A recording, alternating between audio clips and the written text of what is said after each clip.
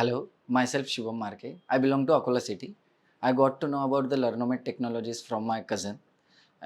और उसके बाद में जब मैंने ये क्लास ज्वाइन किया, सो पहले मुझे थोड़ा सा डाउट था क्योंकि बाकी जगह पे 6 महीने का कोर्स होता है और यहाँ पे 3 साढ़े 3 महीने का ही कोर्स है. So but as the class has finished now, so it's like जितने भी टॉपिक्स थे, sir has covered each and every topic thoroughly. And also I would like to tell about the support team the class have. Like वो हमें back and में post class on call पूरा support देती है. जब भी आप कॉल करो वो खड़े रहते हैं वहाँ पे सपोर्ट टीम. और सर के बारे में बोलूँ तो सर एक जब सिखाते हैं, सो एक ऐसा ऐसा लगता नहीं है कि एक सर है करके, ऐसा लगता है दोस्ती पढ़ा रहा है. And he is too friendly with all the students.